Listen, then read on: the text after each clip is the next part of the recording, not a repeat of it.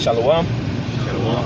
First and foremost, we want to give all praises, glory, and honor to Yahweh, Ba'ashem, Yahushai, Ba'ashem Rakah Kodash. Double honors to apostles and elders of great stone that were well. Salutation to the hope for the elect that are scattered in the four corners of the earth. And all praises, glory, and honor be due to Yahweh, Ba'ashem, Yahushai, Ba'ashem Rakah Kodash. Yeah, man. It's beautiful times that we're in. You know, as these prophecies are unfolding, you know, by faith, you know, we hoping that this year the Lord, you know, fulfill these prophecies, bring them forth quickly so that we can go home. You know, the beautiful thing about after labor, all right, is looking to have a reward, all right, and the Lord has already said it and established it by his word, all right, that we're going to have a victorious end, all right. Though we suffer in this flesh, there's a time coming when we're going to be rewarded. We're going to see the reward of the fruits of our labor. All right. Somebody give me Luke 17 and 20.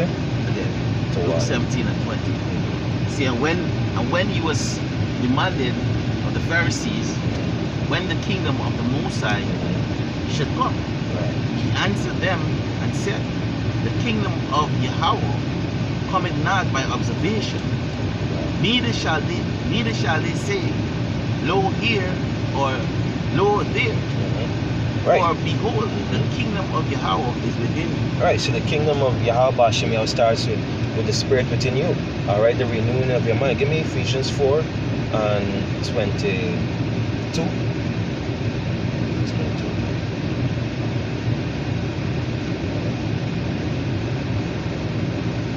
Because this is Ephesians chapter 4 and verse 22. It says that he put off concerning the former conversation the old man, which is corrupt according to the deceitful lust. All right, so you got to understand the first thing why we fall.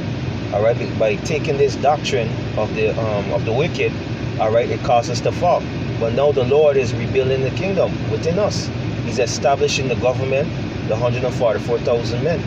All right, which the Lord Yahweh Ba'ashem Yahushai, all right, started what? Renewing their mind, washing them with this word.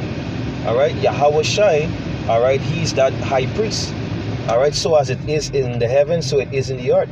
Right, when he's the high priest in the heaven, he was Melchizedek.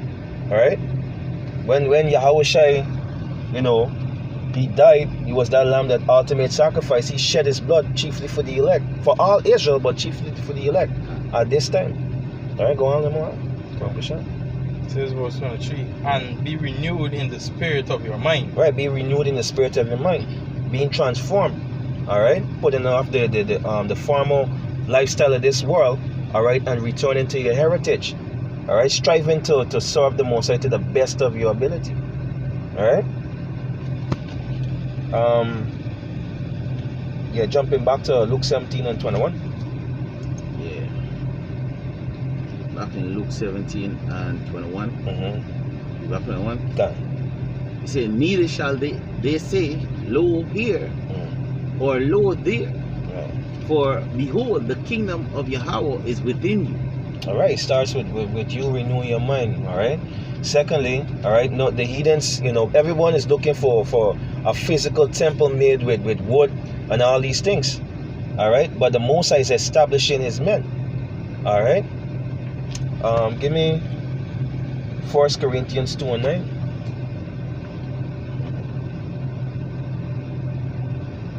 This is first, Yeah, go ahead. First Corinthians chapter 2 verse 9. But as it is written, eyes have not seen, nor ears heard, neither have entered into the hearts of man the things which the power had prepared for them that love him. Right, so the Most High has, all right, a beautiful setup for the nation of Israel. All right, so many, you know, you're gonna have the ability to make create whatever you want. All right, whether it be another world, you know, whether it be animal, whether it be, you know, you want to design your women, your children, whatever, you know, to the way the Most High put it in your spirit. All right, you're gonna be gods. All right, not like this kingdom, whereas you see it's gonna deteriorate very soon. It's gonna fall away. We have an everlasting kingdom of righteousness. All right, it's not gonna be temporal. It's gonna be permanent. And it tells you that in the book of Daniel chapter 2 and verse 44, that this kingdom, our kingdom, is going to be an everlasting kingdom. Alright? Quick statement. Go ahead. 2 Corinthians 4 verse 9 it says, while we look not at the things which are seen, but at the things which are not seen, for the things which are seen are temporal, Right. but the things which are not seen are eternal. Right. Got it. Alright, Sirach 43 and 32. Yeah, this is Sirach chapter 43 and verse 32. It says, who had seen him that he might tell us, and who can magnify him as he is? There are yet hid greater things than these be, for we have seen but a few of his works. Right, when you look at nature of itself, you look at the animal, you look at the birds, you look at these things that were created. It's just a small, or not a small amount of what the Lord can do. The Lord can do greater things than these. All right. Imagine that you have a body that will never die. All right, an everlasting body where it's celestial and terrestrial. All right. Whereas in this world, all right, it's sickness. All right, you're seeing the suffering of your people. All right, it's nothing to glory in this kingdom, but the kingdom to come is going to be all glory to Yahweh Hashem Yahushai. The scripture tells you in Psalms, I think it's Psalms 155. Salaki. We say we rejoice in our beds. Psalms 150. I think it's 4. Yeah. So Psalms 150. And 4. 4. Which is like, yeah. No, sorry, 149. 149. Right? Can. 4. Say, for the Lord taketh pleasure in his people. Woo. Say, he will beautify the meek with his salvation. And it's talking about Israel. Chief, first and foremost, the elect is going to be the first fruits. Right? But 2/3 of our people have to die on this side of Esau kingdom. But when they come back to the loins of the elect men, they'll be all righteous. All right? They're going to enjoy the benefits, all right, of what the Lord has prepared. All right? Going on more. Say, let the saint be be joyful in glory. Let them sing aloud upon their beds. Right, so it's going to be glory because why? The scripture says it's a righteous thing to recompense judgment to them that trouble you. All right?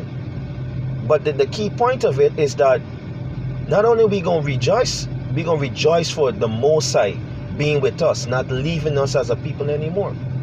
All right? That's what we're going to glory in. All right? That's why when we say halal waya, it's the boast to Yahweh Hashem Yahushai, giving him the highest praises. Because at the end of the day, the Lord's name is about what? Glory, excellency, and honor, repetition. All right? Going on there more. You see, let the high praises of Yahweh be in their mouth. Right, let the high praises of Yahweh Hashem Yahushai be in the mouth of Israel. All right? And a two-edged sword in their hand. Right, that's to recompense what? Judgment. Right. To push forward that law, statutes, and commandment. Because why? We're going to beat these heathen into submission. All right? The whole earth is going to be in a righteous order under the rulership of Israel. All right? Is it to execute vengeance upon the heathen and punishment upon the people? Right. Jumping back to Sirach 43 and 32. And give me Mark 10 and 28 to 31. Back in Sirach, chapter 43, verse 32. There are yet hid greater things than these be, for we have seen but a few of his works. For the Lord had made all things, and the godly had he given wisdom. Right. So the scripture tells you in Romans 8 that the creature groaneth. All right. For if you get a quick wabakasha, let me just stitch in. Romans 8 and I think is around the 23, 26, 20. Yeah, this is Romans chapter 8 and verse 22. It says, for we know that the whole creation groaneth and travaileth in pain together until now. And not only they, but ourselves also, which have the first fruits of the Spirit, even we ourselves groan within ourselves, waiting for the adoption, to wit, the redemption of our body. Right, so we're waiting for Yahweh Shai to return. All right, to restore chiefly the elect. All right, being the first fruit. All right, setting up that government to push forth this order, righteousness. All right, and likewise all these creatures, the animals, the trees, the birds and so forth, they're grieving. They're not being able to keep the Sabbath. All right, the trees are not getting rest. The food that we eat is defiled. The earth is not getting to be at rest. How much more the people? You see? That's why we groan, and every time we go out on the highway and byway, we offer up what? Prayers. Prayers to the Most High to deliver us. And it tells you in Revelation chapter 8, all right, that even our brethren that is in heaven, they're also saying, hey, Lord, how long? That's right. All right. Give me Mark 10 and 28.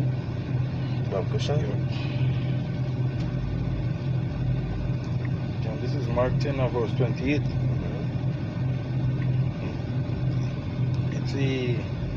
Then Peter began to say unto him, Lo, we have left all, and have followed thee.